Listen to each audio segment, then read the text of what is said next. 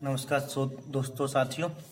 आज मैं आपके साथ मैथ का कुछ इम्पोर्टेंट प्रमेय पाइथागोरस लेकर आया हुआ हूँ, जिसको हम लोग याद कर लेते हैं, समय लेते हैं। पर छोटी क्लास का 6, 8वीं, 9वीं, 10वीं वाले बच्चों को थोड़ा कम समय में आता है, तो उनकी क्लास का क्वेश्चन या उनका टॉपिक है पाइथागोरस प्रमेय। तो जल्द से मेरे चैनल लेक्चर मैथ को आप लोग सब्सक्राइब कर लीजिए, जिससे कि मेरी वीडियो सबसे पहले आपको मिल जाए। तो पाइथागोरस प्रमेय क्या होती है?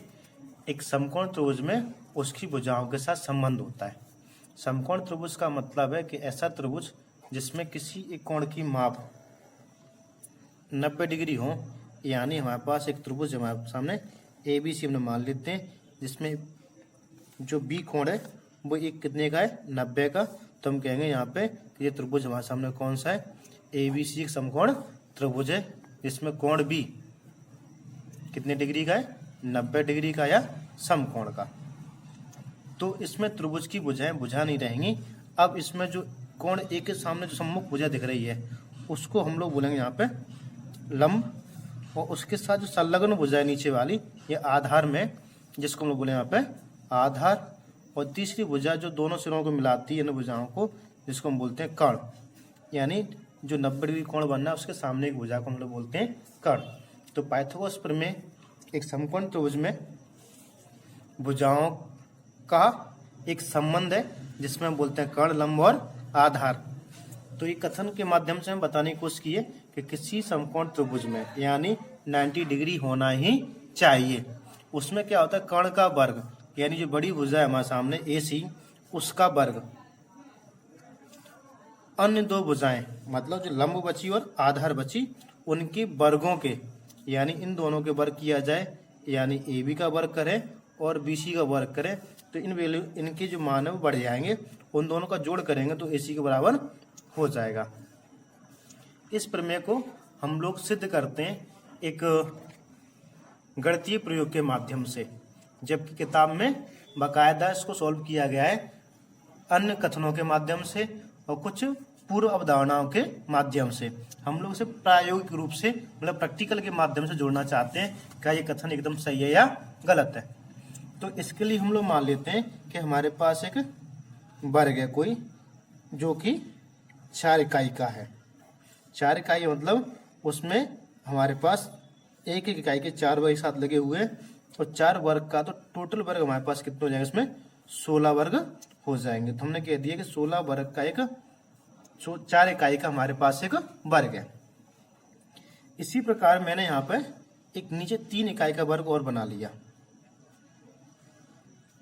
3 इकाई का वर्ग जैसे मैंने बनाया यहाँ पर, तो इसमें हमें ये देखें तो दोनों वर्गों के यदि कोण ये वाला मिलाएं तो यहाँ पर 90 डिग्री कोण बन जाता है। तो 90 डिग्री कोण बन गया। तो सपोज अपने पास A सिरा है, ये B सिरा है, कितना है? C है। मतलब इस पॉइंट को A, इसको B, इसको C। तो हमारे पास ABC एक कोण बन गया 90 डिग्री।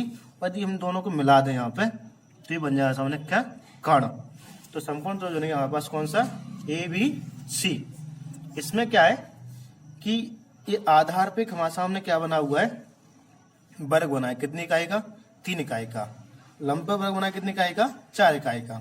तो 3 इकाई का जो वर्ग बना है, तो उसके टोटल वर्ग कितने हो जाएंगे हमारे पास? 9। जबकि जो लंब पे वर्ग बना है 4, उसके टोटल वर्ग कितने हो जाएंगे? 16 हो जाएंगे।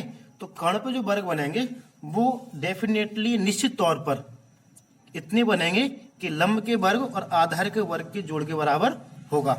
अर्थात लंब का वर्ग हमारे पास लंब के वर्ग और आधार के वर्ग के जोड़ के बराबर होंगे। यानी 4 का वर्ग और 3 के वर्ग के जोड़ के बराबर। तो 4 का वर्ग यानी अपने पास कितना हो जाएगा? 16, और 3 का वर्ग यानी 9। तो टोटल वर्ग कितना हो जाएगा हमारे पास? 25, जो कि 5 का वर्ग होता है। तो इसका मतलब हम कह देंगे कि यहाँ पर हमारे सामने जो तीसरी भुजा होगी उस पर टोटल 25 तो वर्ग बनेंगे, और कर्ण की जो लंबाई होगी वो कितनी इकाई होगी? यहाँ पे 5 इकाई होगी।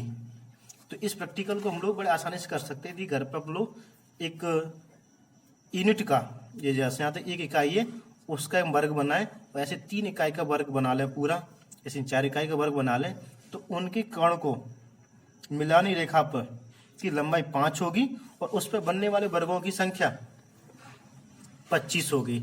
तो हम यहाँ पे कह सकते हैं कि एक समकोण त्रिभुज यदि बन जाता है तो उसके लंब का वर्ग और उसके आधार का वर्ग का जोड़ तीसरी भुजा पर जो वर्ग बनेंगे उन वर्गों के योग के बराबर होगा। अर्थात हम कह पाएंगे कि कर्ण का वर्ग यानी 5 का वर्ग कितना 25, मतलब यहाँ पर कितने वर्ग बने हैं 5 इकाई का टोटल वर्ग कितने बने हैं 25 बने हुए हैं।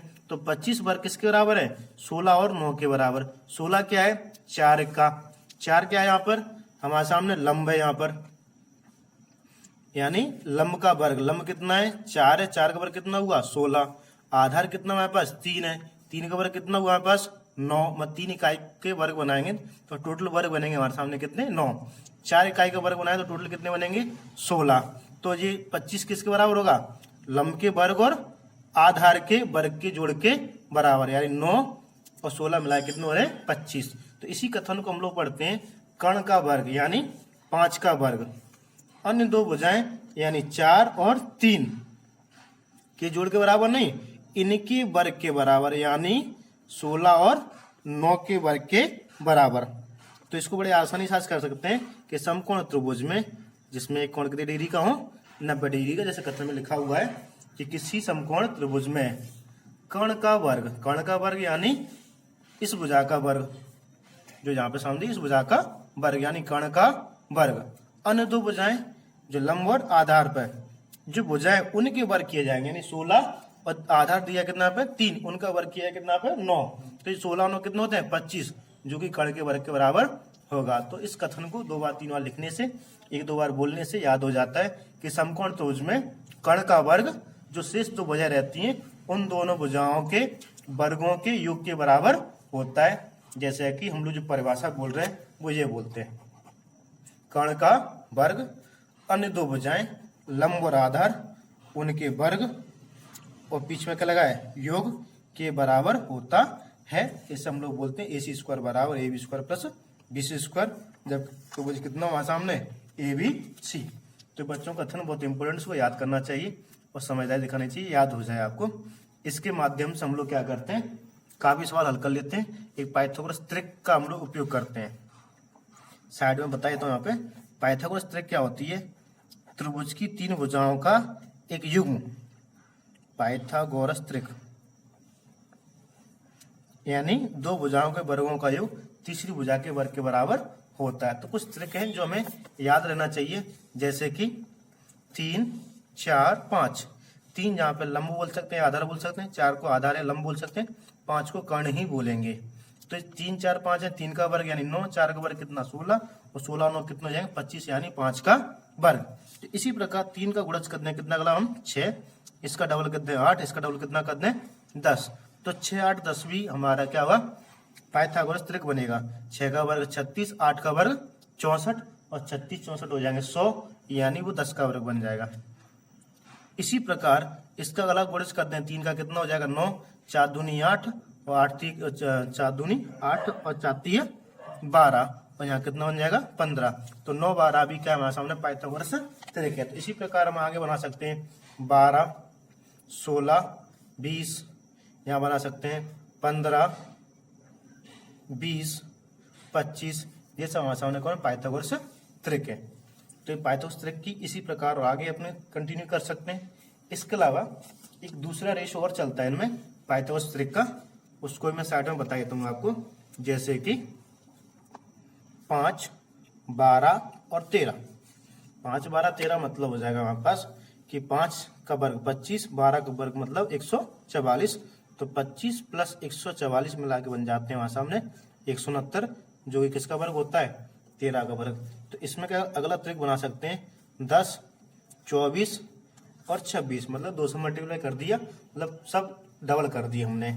इसी प्रकार इसको बना सकते हैं हम लोग 15 36 39, इसी प्रकार और आगे इन्हें याद कर सकते हैं या बढ़ा सकते हैं।